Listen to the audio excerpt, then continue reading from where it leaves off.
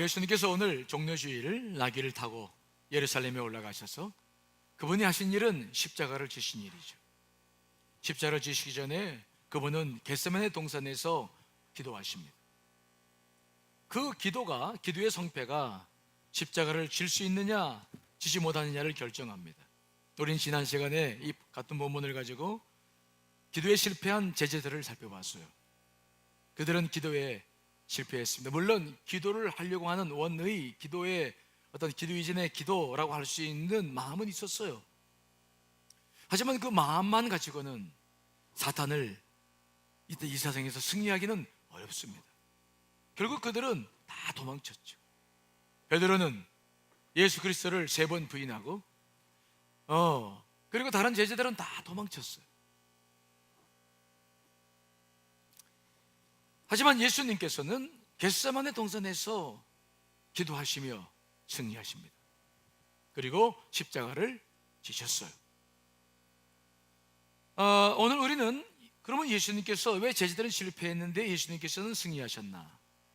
겟세마네 동산에서의 기도를 그분은 어떻게 하셨고 그 기도 속에는 무엇이 들어있었을까?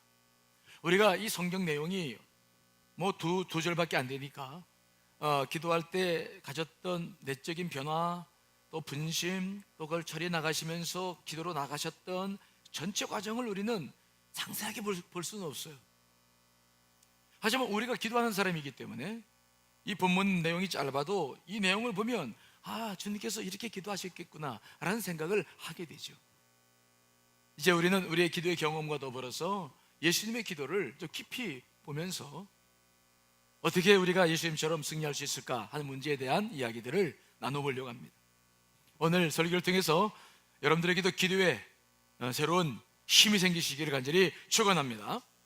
자, 어떻게 기도하셨을까요? 자, 마가복음 14장 35절로 36절의 말씀을 읽어보겠습니다. 시작. 조금 나아가사 땅에 엎드리어 될 수 있는 대로 이때가 자기에게서 지나가기를 구하여 이르시되 아빠 아버지여 아버지께는 모든 것이 가능하오니 이 잔을 내게서 옮기시옵소서. 그러나 나의 원대로 마시옵고 아버지의 원대로 하옵소서 하시고. 아멘. 오늘 이 예수님의 기도를 저는 2단계로 나눠보려고 그래요. 예수님의 기도를 깊이 묵상해 보면 예수님은 첫 번 기도하시는 게 있었어요. 그리고 다시 기도의 어떤 전환점을 맞이해서 2번째 기도로 나아가시며 하나님의 뜻을 구하기 시작하죠. 오늘 이 과정을 우리가 하는 기도의 경험을 바탕으로 한번 좀 보고 싶어요. 주님께서 처음에 기도하셨던 것은 어떤 기도를 하셨습니까? 거기 보니까 될 수 있는 대로 이때가 어떻게 해요? 지나가기를 바라셨다. 놀랍죠. 그렇게 이때는 뭡니까? 지금 십자가의 이 고난인데 이 십자가의 사건인데 예수님은 이것 때문에 오신 분인데 글쎄 그분은 겟세마네 기도에서 처음에 기도하실 때 자기가 이것 때문에 오신 분인데 뭐라고요? 이때가 지나가기를 원하셨다. 이 말씀을 들어보면 처음엔 아니 예수님이 어떻게 이럴 수 있지? 아니 이분이 이걸 위해서 오셨는데 이걸 지나가게 해달라. 그런데 사실이에요. 예수님께서도 재난을 위해서 피해서 안전하고 평안한 상태를 더 좋아하셨어요. 정말 그분은 이런 고통을 겪지 않으셨으면 좋겠다라고 생각했어요. 이것은 뭘 말합니까? 예수 그리스도는 하나님의 아들 신성을 가지고 태어나셨어요. 하지만 그분은 정확하게 우리 인간의 몸을 입고 오셨어요. 우리와 비슷한 게 아니라 우리가 똑같았습니다. 이해되십니까? 그걸 믿으셔야 돼요. 그분은 하나님이시면서 완벽한 인간이셨어요. 그래서 우리가 경험하는 모든 것들이 그분 안에 있어요. 그분도 우리가 고통을 싫어하도 정말 고통을 싫어하시는 거예요. 이게 인간의 자연적인 마음이고 본능이죠. 예수님도 그러셨어. 정말 예수님도 신성을 가지셨고 인성을 가지셨지만 정말 자신이 고통과 시련과 환난을 겪는 걸 원치 않으셨어. 그래서 지금 구하시는 것은 바로 뭐냐면 뭘 구하셨다고요? 하나님의 뜻을 구합니까? 자기의 뜻을 구합니까?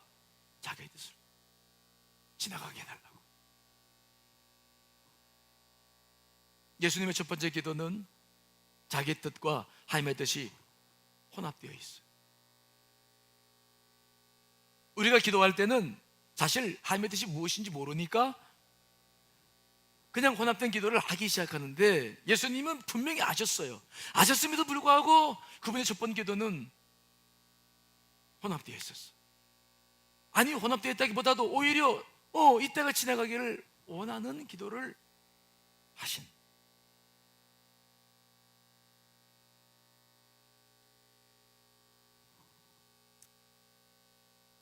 정말 예수님의 기도는 솔직하신 기도였어요. 그분은 가식적이지 않아요. 정말 지극히 인간적이에요. 정말 우리와 똑같아. 그래서 우리는 그분을 존경합니다. 그분을 신뢰합니다. 그분을 받아들여요. 그분이 우리와 너무 다르고, 그분은 정말 하나님이셨지만 인간의 몸을 입고 오셨기 때문에 가능했지, 이게 하나님이라고 한다면 어떻게 우리가 그런 분을 경험할 수 있겠어요?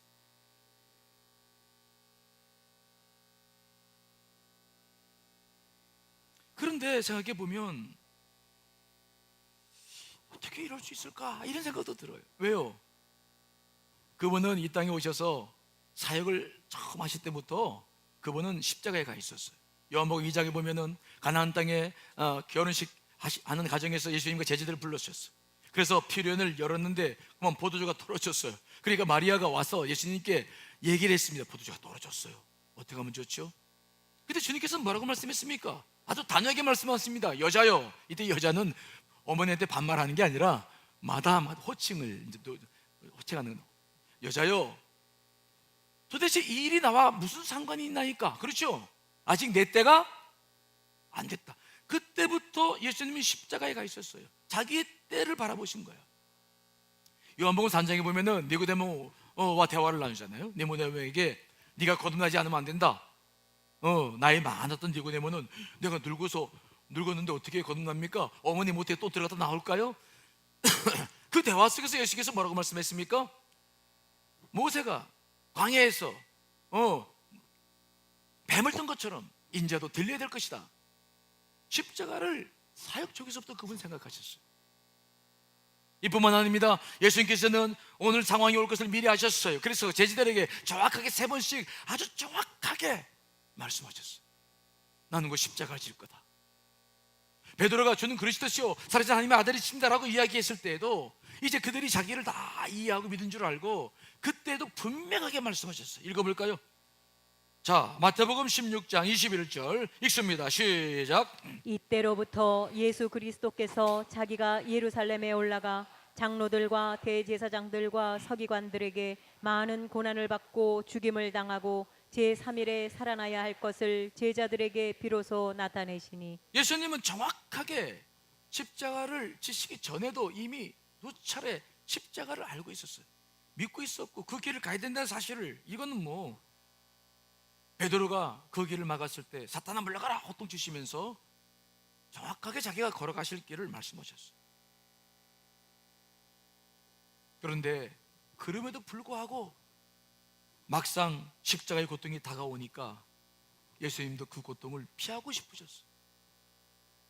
고통이 하나님과 친밀함을 밀어냈어요. 십자가의 고통이 얼마나 고통스러운지, 여러분, 우리는 고통이 찾아오면 늘 친밀함이 잃어버려요. 여러분, 부부 사이에도 아무리 좋다가도 서로 싸우고 그러면 아내가 보고 싶어요? 안 보고? 그런 말은 좀 안 되겠지. 보고 싶어요? 아니면 덜 보고 싶어요? 안 봐도 되죠. 보고 싶지 않다 그런 말은 그렇고 안 봐도 괜찮아. 관계가 멀어지는 거죠. 정말 주님은 그 뜻을 위해서 오셨는데 고통이 밀려오니까 우리와 똑같아요. 어떻게든지 지나갔으면 좋겠다. 정말 솔직하게 기도하신 분이에요. 주님은 정말 솔직하신 분이에요. 가면을 쓰는데 가시적이지 않아. 그분은 바리새인과 세리의 기도를 말씀하셨잖아요. 바리새인은 성전에 들어가서 손을 높이 들면서 나는 일주일에 2번씩 금식하고 11주를 드리고 나는 저 도색하는 자들과 다릅니다 했을 때 하나님이 기도 듣지 않으셨어요. 세리는 가슴을 치면서 죄인이라는 고백을 했을 때 주님께서 들어주신 것처럼, 그렇게 기도를 가르쳐 주신 것처럼 정말 주님은 솔직하게 오늘 기도하고 계시는 거예요. 이게 기도에 졌다는 거예요. 여러분 기도하실 때에 뭐 두리뭉실하게 모를 것 같고 하나님의 뜻이 어디인지 모르고 그래서 뭐 내가 구할 것밖에 없다, 여러분 그거 나쁘게 생각하지 않으실 간절히 축원합니다. 그럴 수밖에 없어. 그렇게 기도하셔도 주님이 다 이해하시고 그럴 수밖에 없다는 것도 알고 계세요. 기도는 그렇게 시작할 수밖에 없어요. 그게 기도예요. 구하는 거예요. 받고 싶은 거예요. 문제 해결하고 싶은 거죠. 그런데 그렇게 기도를 하시다가 오늘 본문 말씀 보시면 갑자기 바꾸시는 거예요, 기도가. 자, 여러분 36절을 다시 한번 읽어봅니다. 시작. 이르시되 아빠 아버지여, 아버지께는 모든 것이 가능하오니 이 잔을 내게서 옮기시옵소서. 그러나 나의 원대로 마시옵고 아버지의 원대로 하옵소서 하시고. 아멘. 십자가의 고난을 자기에게서 지나가게 해달라고 기도를 하셨는데 이 기도를 얼만큼 하셨고 이 속에서 어떤 일이 벌어지는지 성경은 나와 있잖아요. 그런데 중요한 것은 그 기도를 하시다가 갑자기 기도가 바뀐 거예요. 기도의 중심을 자기의 중심에서 하나님의 중심으로 바꿉니다.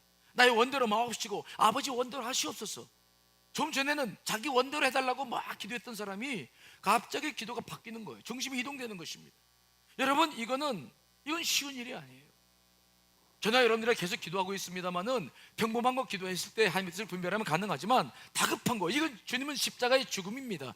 이거 지금 여러분 자녀들이 지금 죽음의 위기 속에서 있다고 생각해 보세요. 그때 하나님께 기도하면서 고쳐달라고 막 눈물로 기도하지 않고 하나님 뜻이면 죽이든 하시고 살리다 이런 기도 나옵니까? 안 나와.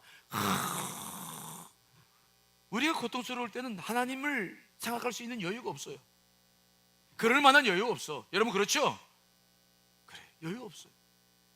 오늘 예수님께서도 그럴 수밖에 없었어. 정말 그럴 수 없어. 그런데 주님께서는 어떻게 이 일이 가능하실까? 그러니까 이것은 주님 안에서 기도하시다가 뭔가 자기의 뜻을 구하다가 자기 안에 일어나고 있는 내적인 뭔가가 있었던 거예요.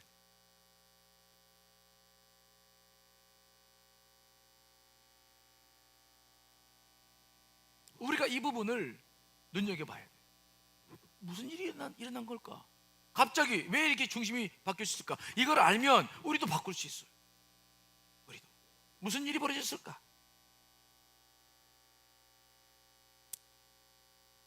오늘 성경은 자세한 내용을 기록하고 있지는 않지만 우리가 이 과정을 우리의 기도에 조금 유추해서 보면은 어렵지 않아요. 어떤 일이 벌어졌을까요?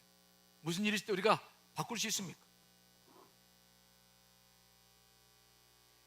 자, 다시 한번 예수 그리스도의 기도의 중심, 그가 기도했던 마음을 느끼기 위해서 그분이 평소에 어떻게 살았나를 한번 살펴볼까요? 그분은 평소 사셨을 때 절대로 하나님의 뜻이 아니면 무엇이든지 행하시려고 하지 않으셨어요. 그분은 정확하게 하나님의 뜻대로 살았다고 말씀합니다.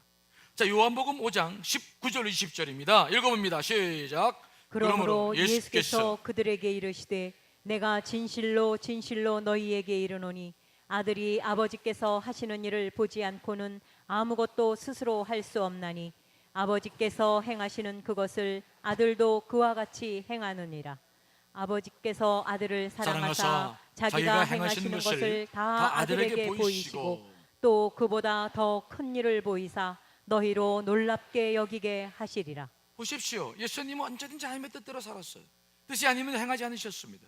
놀랍도록 그분은 그렇게 하나가 되셔서 살았어요. 그런데 그런 분이 오늘 기도하실 때 자신의 뜻을 구할 때는 내적 상황이 어떻게 변화됐을까요? 어떤 걸 경험했을까요? 여러분 자기의 뜻을 기도해 보셨습니까? 기도할 때 하나님의 뜻보다는 자기의 욕망을 기도하고 욕구를 기도해보고 그런 경험이 있습니까?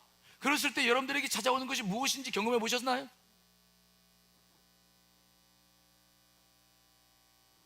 우리가 자기의 뜻을 막 고집피우고 뭔가를 막 강력하게 주장하고 그렇게 기도할 때에 저는 경험하면서 늘 찾아오는 게 하나 있는데 그것은 바로 뭐냐면 영적인 허망함이에요. 뭐라고요? 영적인 허망, 영적인 공허함이 찾아와요.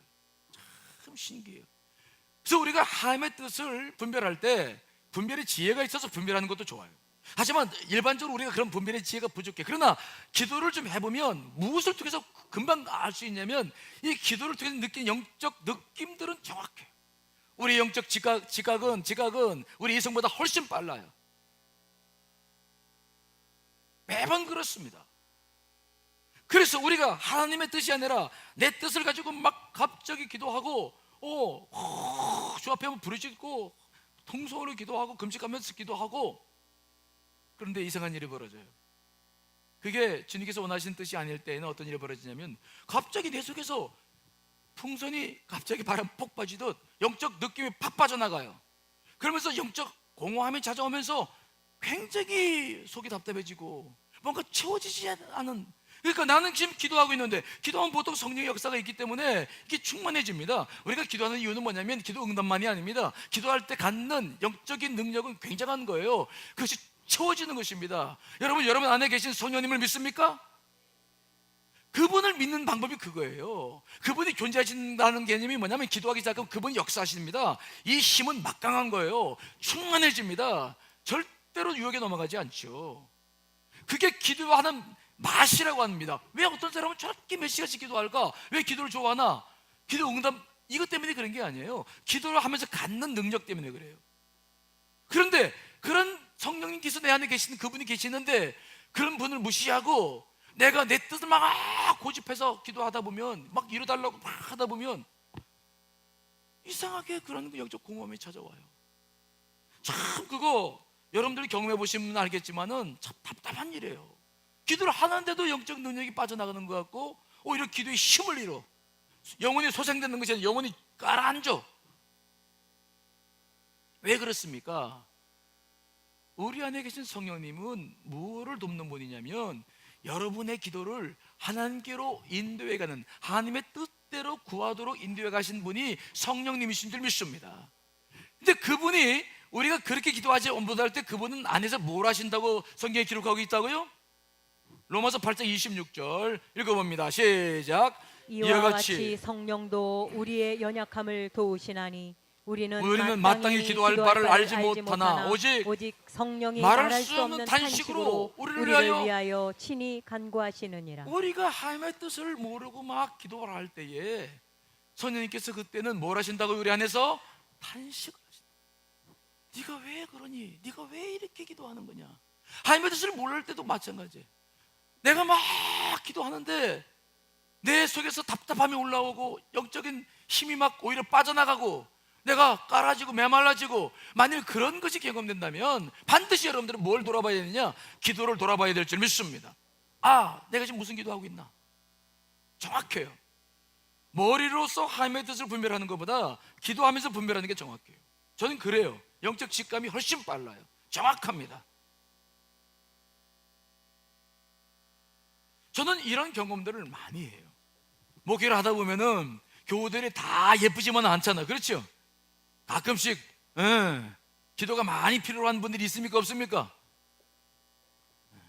없었으면 좋겠는데 가끔 보면 속썩이는 분들이 있잖아요.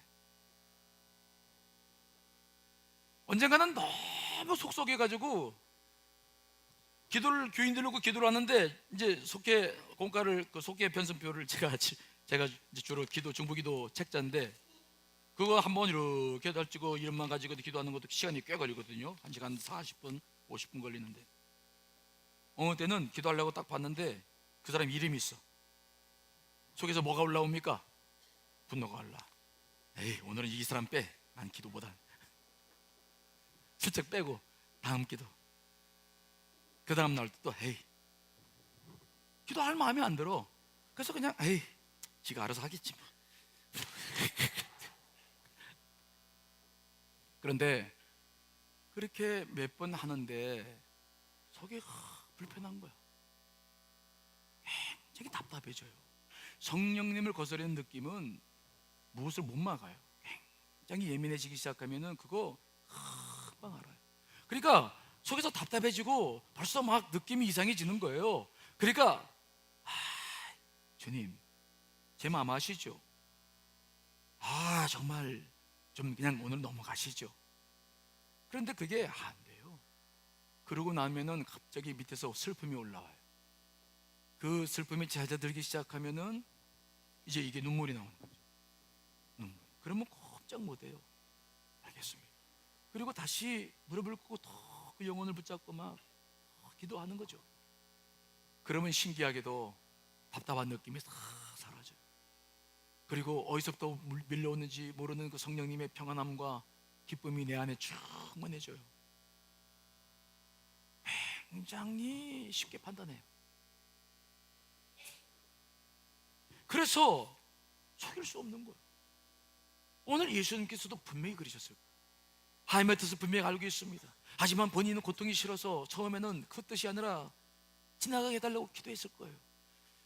그리고 기도를 막 하다 보니까 예수님 가슴 속에도 그분이 우리와 다른 분이잖아요. 그분은 정말로 민감하신 분이잖아요.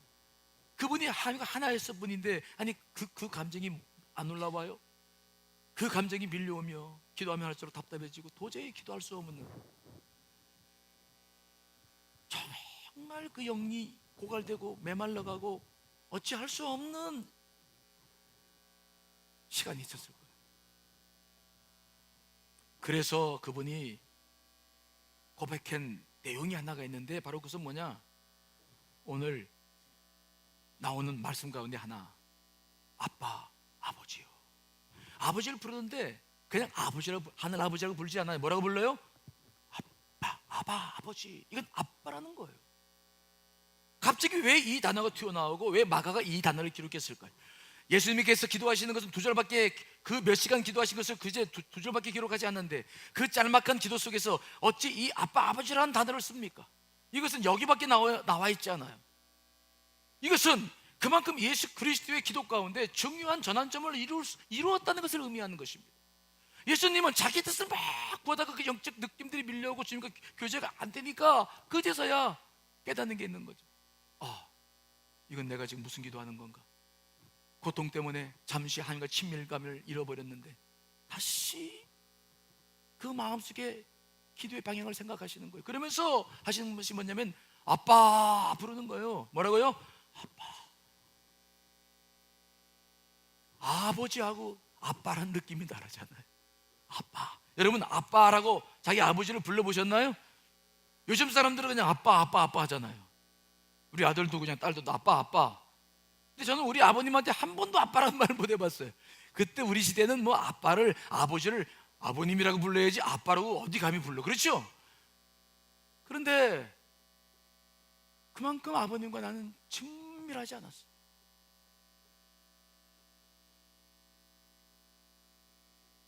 그런데 예수님께서 아빠라고 부르실 때 그 친밀했던 기억과 추억들이 다시 쫙 예수님께 밀려들으셨을 거예요. 마치 어두운 밤에 어두운 방인데 불을 탁 켰을 때 불이 탁 들어오면서 상황이 바뀌어졌듯이, 정말 자기 고통에 집중해서 보니까 아무도 생각나지 않아요. 두려움과 이 공포는 늘 일을 만들어요. 어떻게 하면 벗어날까, 이거밖에 생각할 수 없어요. 근데 갑자기 아빠를 찾기 시작했을 때 그 아빠, 아버지라는 말은 상황을 갑자기 반전시키는, 그 칠흑같이 어두운 내면의 세계 속에 빛이 한 줄기 빛이 들어오는 그런 순간이었을 거예요.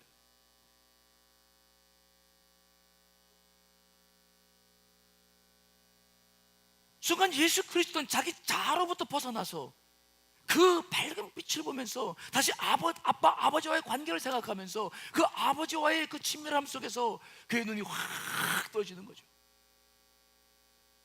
그러면서 그분이 보는 것이 자기의 사명, 자기의 존재감, 정체성, 왜 내가 여기 왔는지, 그 모든 것들이 다시 회복되기 시작해요. 예수 그리스도가 다시 정상적으로 회복되기 시작해요. 그래서 그는 계속 기도하는 것입니다. 아빠, 아버지요 라고 기도하다가 이제는 나의 원대로 마옵시고, 누구의 원대로요? 아버지의 원대로 없어서라고 기도의 중심을 바꾸는 거예요. 중심이 이동되는 거예요. 여러분, 십자가의 고통은 상상을 초월합니다. 우리가 가시 하나만 찔러도 아픈데 못이 박히고, 여러분 이건 우리가 일반적으로 상상할 수 없는 고통이요. 그래서 잠시 한과 친밀감을 잃어버렸으나, 그래서 내게 지나가게 해달라고 기도할 수밖에 없었으나, 아빠 아버지를 기억하며 순간 모든 것들을 다시 제 위치로 돌려놓고 자신의 사명이 무엇인지를 기억하고 자신의 뜻과 아버지의 뜻을 분별해서 이제 아버지의 뜻을 향해 나아가는 모습을 오늘 보는 거예요. 그러므로 오늘 기도에서 가장 중요한 포인트가 있다고 한다면, 예수 그리스도의 중심을 이동시킬 수 있는 포인트라고 한다면은 바로 아버지예요. 아버지와의 친밀감. 이것이 우리의 기도 속에서 중요하지만 예수 그리스도의 기도 속에서도 가장 중요한 겁니다. 여러분, 기도할 때마다 우리가 중요하게 여겨야 될 것은 바로 하늘 아버지를 기억하셔야 될 줄 믿습니다. 근데 문제는 뭡니까? 그 아버지가 나와의 관계가 어떠냐는 거예요. 만약 하늘 아버지가 늘 무섭고 재판장 같고 심판만 하시고 나를 책망하시고 만약 그런 분이라고 여러분들이 여겨진다면 여러분들이 그분을 부를 수 있겠습니까? 그 앞에 무릎을 조아리고 그분을 아빠라고 부를 수 있습니까? 기도를 싫어하시는 분들 가운데, 기도를 싫어하고 기도를 두렵게 여기고 기도를 못 배우는 분들 가운데 가장 중요한 문제가 어디에 있냐면 여기에 있어요. 육신의 아버지와의 관계. 아까 축복 세미나 말씀드렸죠. 그렇게 무서운 거예요. 저도 이걸 경험했어요. 저는 알다시피 아버님 관계 너무 안 좋았어요. 집에 쫓겨나서 공부를 했으니까. 아버님이, 제가 얼마나 아버님을 싫어했을까요? 정말 싫었어요. 정말 싫었어요. 아버님 요구하신 것은 많고 또 안 하면 또 훈계 많이 하시고 무릎 꿇고 앉으면 한 2시간씩은 앉아 있어야 되는데 그 고통도 고통스럽고 더 커서도 이해를 못 해주고 집에 쫓겨나고 공부하고 이게 여러분들이 느껴지는 감정과는, 제가 느낀 감정과는 너무 제가 직접 느꼈으니까 너무 싫어요. 그런데 뭘 거기서부터 내가 손해를 보기 시작하냐면 하늘 아버지가 아버지로 안 느껴지는 거야. 제가 신앙의 여정 속에서 신앙을 성숙시켜 나갈 때 제일 어려웠던 게 뭐냐면 하늘 아버지가 아빠로 여겨지는 친밀감을 갖는 것이 제일 어려웠어요. 그것을 위해서 얼마나 노력했는지 몰라요. 말씀을 묵상하고 기도하는 것뿐만 아니라 막 우리 장례식 때 보면 아버지가 안아주는 저 있잖아요. 그죠? 그것도 꼭 같이 묵상하고 막 사랑하게 해달라고. 안 되는 거야 이게. 제가 그래서 기도가 어려우신 분들이 이해해. 이게 굉장히 큰 고통이에요. 저도 아버지 정말 미웠어요. 싫었어요. 그런데 제 어머님이 소천하시기 전에 저희 집에 한 2년 정도 계셨는데, 그때 어머님이 소천하시기 전에, 그러니까 그때 92살 93살에 소천하시기 92살 되셨는데 언젠가 저랑 대화할 수 있는 기간이 됐어요. 저한테 어머님이 그러셔요. 막내 얘기 좀 해. 예, 알겠습니다 어머니. 막내야, 예, 자네 아직도 아버지 미워해? 물어보는 거예요, 엄마가. 근데 아버지는 저만 미워한 게 아니라 우리 어머님도 되게 싫어했어요. 예, 왜냐면 우리 어머님 고생을 너무 많이 시켜가요. 아주 그냥 옛날 사람들 잘생기고 돈 좀 있으면 바람 피잖아요. 그래가지고 우리 어머님이 아주 그냥 고생을 많이 했거든요. 그래가지고 우리 어머님 유언이 뭐냐면, 죽어서 나중에 뭐라고요? 시체도 절대 함께 하지 말아라고 막. 근데 어머님이 그러시는 거예요. 정말 아버님이 자네를 그렇게 미워한 것 같아? 미워했죠. 어머니 아시잖아요. 어떻게 아버지가 그럴 수 있어요? 아무리 아버님이 원하는 길을 안 갔다 그래도 그렇게 하면 안 되죠. 응? 아니 제가 얼마나 고생한 줄 알아요? 막 그러면서 막. 그래서 아들이 신학대학 들어갔다고 그래. 자식들한테는 땅 뭐라도 나눠주면서 그 아들한테는 땅 한 평도 안 남겨주는 아버지가 있습니까? 막 그랬죠. 막 정말 그러셨거든. 근데 어머님이 아주 근심 어린 표정으로 제 손을 잡고 그렇게 말씀하셨어요. 아니야, 물론 그렇게는 하셨지. 하지만 쓰러지고 나서 저희 아버님이 고혈압으로 쓰러지셔서 8년을 이제 어머님 수발을 받으셨는데, 쓰러지고 난 다음에 제일 후회하시는 게 그거였어. 그리고 막내가, 근데 제가 내려가도 아버님은 이렇게 드러나 있다가도 아버님 저 왔습니다 그렇게 인사하면은 잘한 일이 될 거 아니에요. 왔습니다 그러면 이렇게 돌아놓어. 변화 완고하시고 정말 한번 결정하신 것은 절대로 안 꺾이는 분이에요. 그러니 아들이 그걸 보면서 그러고서 아니 어머님 그러셨잖아요. 아니야, 그건 아버님 자존심 너도 알지 않냐? 네 아버지가 어떤 사람인 줄 알잖아. 그래서 그런 거야. 그렇게 네 앞에서 그렇게 달라지는 모습은 못 보이는 분이지 아니지 않냐? 하지만 네가 떠나고 난 다음에는 얼마나 그 때문에 후회하고 내가 왜 그랬는지, 왜 안 되는지, 막내 요즘 뭐 먹고 사는지, 어떻게 살고 있는지, 전화 왔는지 다 너를 걱정했어. 정말이에요? 그래, 내가 죽기 전에 이 얘기는 꼭 내게 해주고 싶었다. 제가 그 얘기를 어머니 소찬씨 들었는데,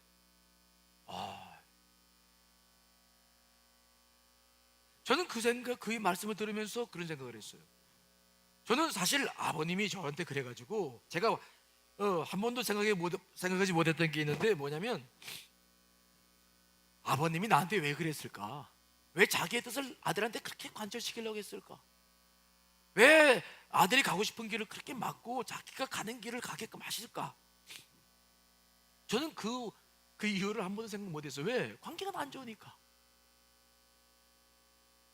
그런데 그 이야기를 딱 듣고 난 다음에 달라진 게 있는데, 아버님이 왜 그랬을까? 그러면 나를 사랑하셨다는데 왜 그랬을까? 그러면서 아버님과 나와의 관계를 다시 다 되새겨보며, 그러면서 아버지와의 관계를 잘 이렇게 다시 회복하는 시간을 오랫동안 가졌어요. 그랬더니 아버지의 마음이 느껴지고, 이제는 정말 아버님 보고 싶어요. 가끔 이렇게 떠올라요. 옛날에는 한 번도 그런 게 없었어요. 꿈도 아버님 꿈도 안 꿨어. 아마 꿈에 아버님 꿈 꿨으면 싫었을 거야. 그런데 그 뒤로부터는 아버님이 보고 싶어. 내가 왜 그분의 마음을 한 번도 못 만져줬을까?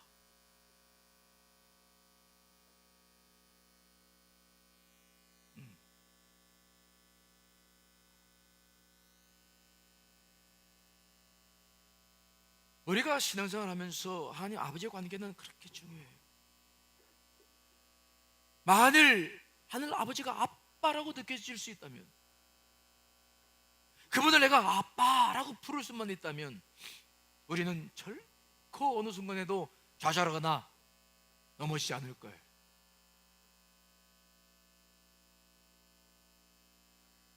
오늘 예수님도 자기의 뜻을 구하다가 아빠라고 부르시면서 자기의 모든 뜻을 내려놓고, 이제 자기의 바람은 이젠 중요하지 않게 되어져서 아버지의 뜻을 바라보며 그 뜻을 향해 나아가시고 기도하시는 모습을 우리가 보는 거예요.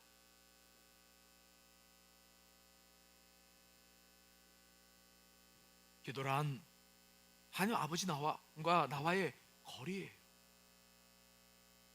기도가 아직 잘 안 되시는 분들은 너무 자기를 부족하다고 생각하지 마시고 육신의 아버지와의 관계를 회복해 나가실 간절히 축원합니다. 그리고 영적으로도 하늘 아버지 말씀 속에 있는 예수 그리스도를, 하나님 아버지를 어떻게 내가 체험해서 그분을 좀 더 아빠로, 여기에 포인트를 넣어보세요.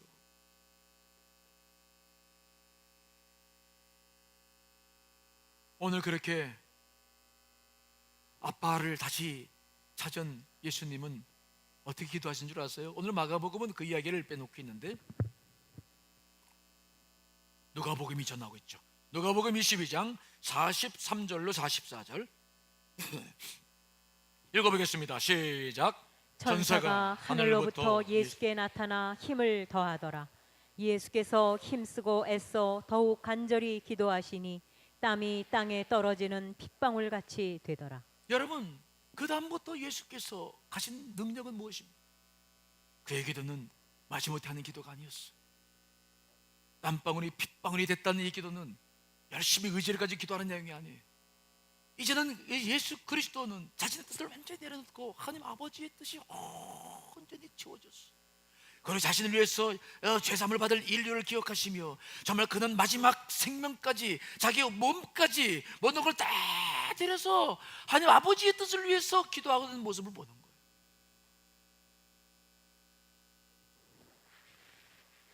이때를 내게서 지나가게 하려겠던 그분께서 이제 하늘 아버지 아빠를 다시 찾으면서 이제는 땀이 땅에 떨어지는 핏방울 같이 이제는 입으로 하는 기도가 아닙니다.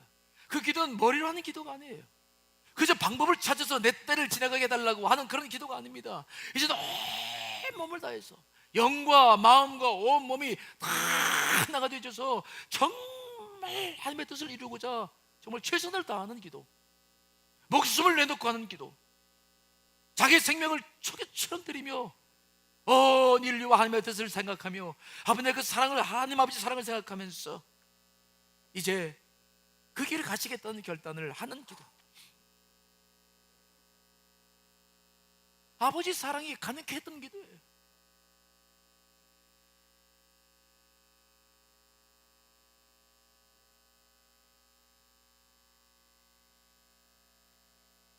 그런데 놀라운 사실은 예수님께서 이런 기도를 몇 번 하셨다고 성경에 기록하고 있습니까? 3번. 이것은 뭐 기도의 확신을 위해서 3번 하라 그런 의미도 있습니다. 사도 바울이 이 기도를 가지고 그렇게 했기 때문에. 그러나 그런 의미라고 저는 생각하지 않아요. 정말 그런 의미가 아니라 이제 십자가를 지실 날이 자꾸 다가와, 시간이 다가와. 그러나 예수님께서 기도하시다가 자기 제자들이 걱정되니까 가서 깨워서 기도하자. 또 잡니다. 그냥 내버두고 올라와서 또 기도합니다. 십자가 가룟 유다가 데려오는 권사들과 마주치면 이제 육신을 입고 있는 상황은 끝납니다. 이제 이 상황이 더 이상 자기에게 오지 않아. 그러므로 더 시간을 내서 한 번 더 하나님 앞에 정말 자기를 드리고 기도하고 그분과 교제하고 싶은 거예요. 또 십자가를 지기 전에 또 그분과 만나서 더 확신 있는 기도를 드리며 그분을 향해 나아가고 있는, 거듭거듭 나아가는 예수 그리스도 모습을 보는 거예요. 기도가 노동이 아니죠. 기도가 힘든 게 아니죠. 정말 그분과의 교제, 그것을 우리는 여기서 느끼게 돼요. 우리도 그렇잖아요. 기도하다 보면 약속된 시간 같은 것들 때문에 좀 더 기도하지 못할 때 아쉽잖아요. 예수님은 더 정말 하나님 아버지와의 교제를 긴밀히, 그분이 십자가에서 고통스러웠던 것은 육체의 고통이 아니었어요. 그 아버지와 떨어져야 된다는 그 상황이 그를 힘들게 하셨죠.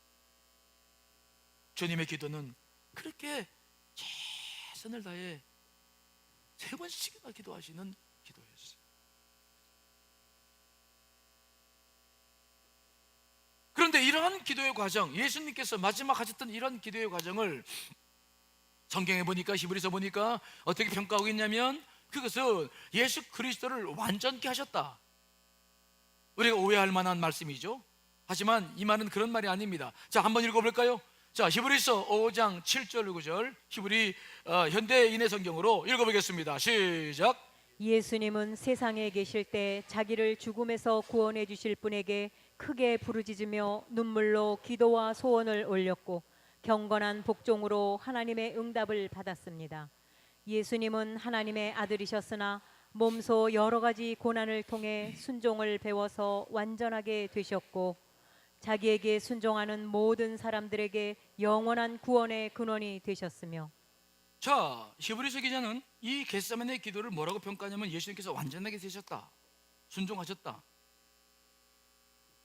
그러면 아니 예수님께서 그러면 불완전하신 분인가? 아니 그분께서 뭐 오셨을 때 뭐 부족한 부분이 있었나? 그래서 겟세마네 동산에서 기도하시다가 완전히 되셨나? 그렇게 오해하기 쉬운데 그런 의미가 아니에요. 하나님의 아들 예수 그리스도는 완전하신 분이심을 믿으셔야 됩니다. 믿습니까? 완전하신 분이셨어요. 그분은 흠이 없으셨어요. 그러면 이게 무슨 뜻이냐? 이거는 공생의 초기의 상황과 연결시켜야 돼요. 예수님께서 공생애를 사시기 전에 그분이 광야에서 40일 동안 뭐 하셨습니까? 금식하며 기도하셨어요. 그때 금식 끝났을 때 사탄이 몇 가지 시험을 했습니까? 세 가지. 첫째는 뭡니까? 돌덩이를 떡덩이로 만들어봐라. 능력을 시험했죠. 네 능력으로 해라. 뭐 십자가에 지지 말아라. 두 번째는 뭡니까? 산 꼭대기에서, 손녀 꼭대기에서 뛰어내려라. 영웅이 되라. 그러면 사람들이 너를 다 따를 거 아니냐? 뭐 십자가 그 고통을 지려고 그러냐? 뭐 이런. 세 번째는 뭡니까? 나한테 절하면 이거 다 주마, 물질 다 줄 테니까 네 나라 이루어봐라. 그때 예수님께서는 그 모든 유혹을 무엇으로 물리쳤습니까? 하나님의 말씀으로. 그때 물리쳤는데, 그때 기록을 찾아보면 아주 우리가 주의 깊게 봐야 될 기록이 나오죠. 자, 누가복음 4장 12절 13절 읽어보겠습니다. 시작. 예수께서 대답하여 이르시되 주 너의 하나님을 시험하지 말라 하였느니라. 마귀가 모든 시험을 다한 후에 얼마 동안 떠나니라. 마귀가 그때 예수님을 완전히 떠난 겁니까? 아니면 얼마 동안만 떠난 겁니까? 그 뒤로 마귀는 계속해서 예수께서 따라다녔어요. 그리고 마지막 시험의 장소가 뭐냐? 겟세마네 동산이었어요. 이해되십니까? 인간이 견딜 수 없는 고통이요. 그래? 네가 나를 말씀으로 물리쳤지만 정말 고통의 현장 속에서 네가 정말 완전하게 나를 물리칠 수 있는지 보자. 그러나 주님께서는 마지막 순간 정말 사단과 마귀를 물리쳤을 뿐만 아니라 그들을 짓밟고 승리하게 되신 줄 믿습니다.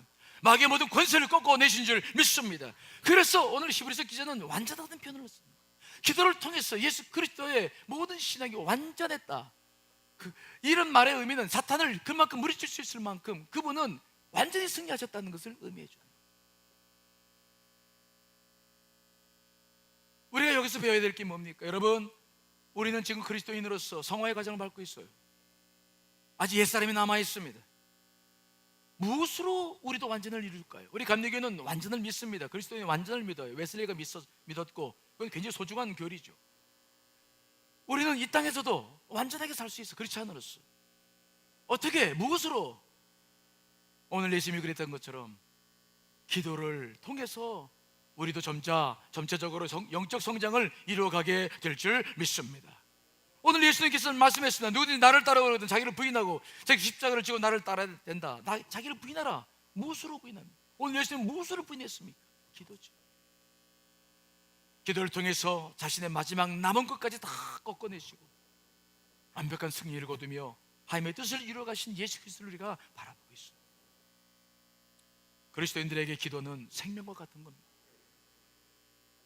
여러분, 우리가 이 사순절을 보내며 마지막 고난주간을 보내고 있는데 저는 여러분들에게 이 고난주간 한 주간만이라도 다시 기도의 자리에 나올 수 있게 되시기를 간절히 축원합니다.